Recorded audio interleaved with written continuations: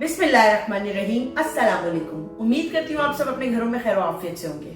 आज हम आए हैं आपके लिए एक नई रेसिपी लेके, एक नाश्ता लेके जो लाहौर में नाश्ता बहुत शौक से किया जाता है और वो आप लोग समझ चुके होंगे, वो है बोंग। हर संडे को हर घर से लोग जाते हैं कि हम आज बोंग खाएंगे, चने खाएंगे, बोंग खाएंगे। तो आज हम बनाने जा रहे हैं बोंग कि हमारे घर में ये बोंग कैसे बनती है। आए बनाते हैं बोंग।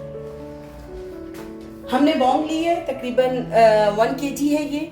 इसके साथ ये मैंने कुछ सामान लिया जो लिया इंग्रेडिएंट्स है। ये प्याज है, अदरक है, लहसुन है और कुछ हरी मिर्चें हैं, 4 हरी मिर्चें में भी। ये दही है, तकरीबन 1 कप है।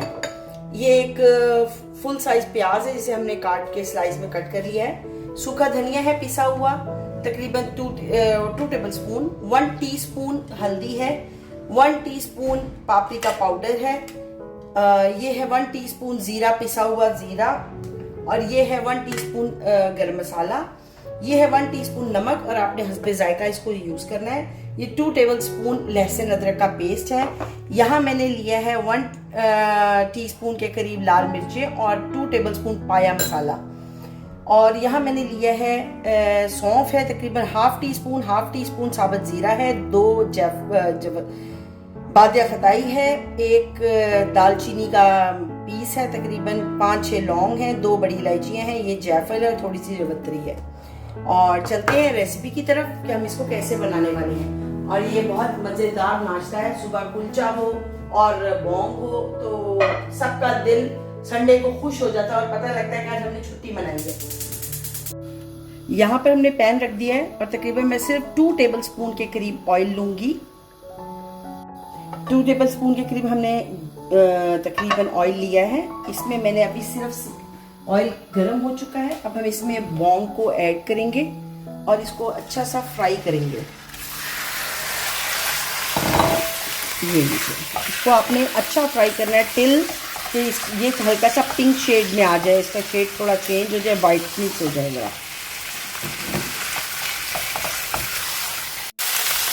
ये देखिए, अब हमारी जो बोंग है उसने कलर चेंज कर लिया है और इसका पानी ड्राई होने लग गया है। और ऐसी टाइम पर हम बस इसे और 1 मिनट के लिए फ्राई करके तो हम इसमें पानी ऐड कर देंगे।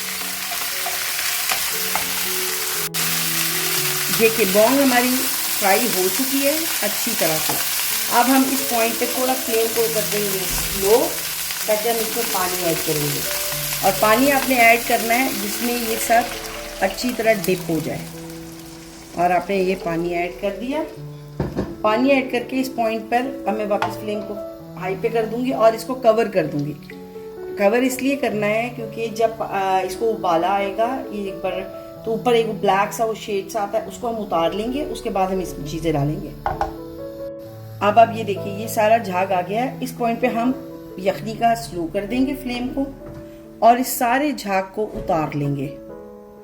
ये आपने उतार लेना है, जो सारा है ना, इसको आप अच्छी तरह रिमूव कर दीजिए।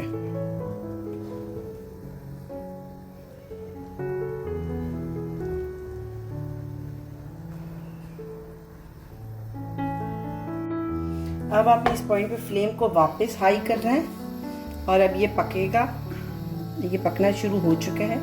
अब इस पॉइंट पर हम इसमें गरम मसाला ऐड कर देंगे। ये 2 तेज पत्ते मैंने रखे हैं जो मैंने उस टाइम आप लोगों को नहीं बताए थे, ये हम ऐड कर देंगे। और ये प्याज, हरी मिर्चें, लहसुन और अदरक, ये भी हम इसके अंदर एज इट इज ऐड कर देंगे। और इसको हमने एक बार घुमाना है ऐसे। और इस पॉइंट पर मैं ये नमक जो 1 टेबल स्पून था ये भी इसके साथ ऐड कर दूंगी। और आप इसको अच्छी तरह एक बार घुमा दें ऐसे।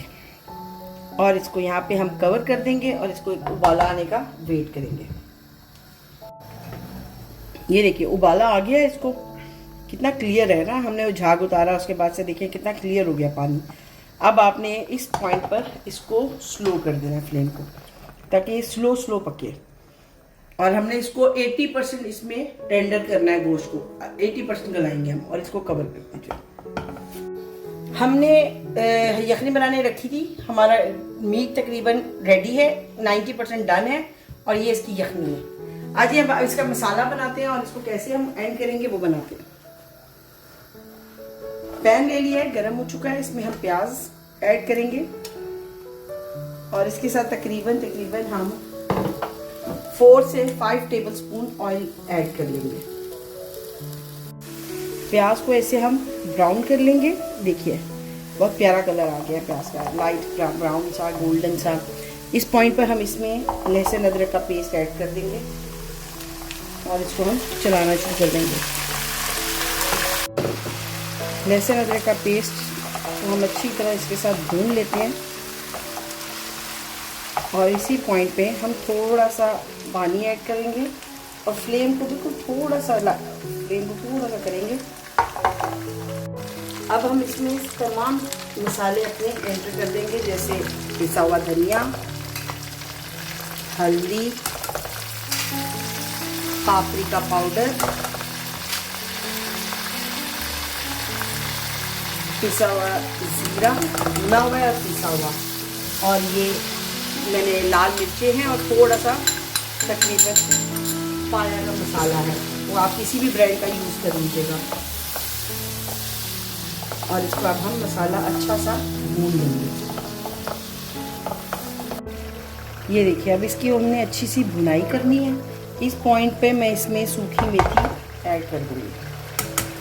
आप भी सोच रहे होंगे कि सूखी मेथी अभी तक ऐड नहीं हुई, फातिमा कुकिंग करे और सूखी मेथी ना आए, नहीं, ये नहीं हो सकता। जो मर्जी पके, सूखी मेथी तो लाजमी डलेगी। और इसको आप अच्छी तरह भूनें। इस पॉइंट पे हम अपना बीफ एंटर कर देंगे, बोंग। इसको एंटर करेंगे और इसको थोड़ा सा मसाले के साथ हम भूनेंगे। ये देखिए, ताकि इसके अंदर मसाला अच्छा सा रच बस जाए। कोई पानी नहीं आपने यूज़ करना, कुछ नहीं डालना, बस इसको आपने इसके अंदर अच्छी तरह मिक्स करना है मसाले के साथ। मसाले में हमने इसको थोड़ा सा भून लिया। अब हम इसमें ये दही एंटर करेंगे।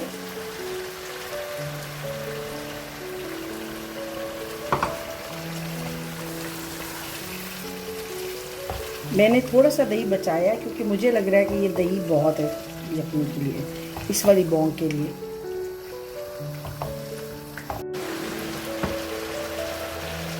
इस पॉइंट पर अब हम इसमें जो हमने यखनी बनाई थी हम उसको ऐड कर देंगे।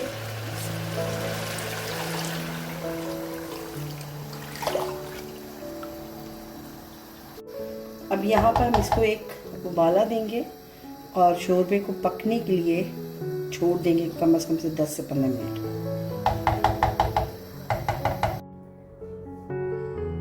ये फाइनल लुक है हमारे बोंग शोरबे की। और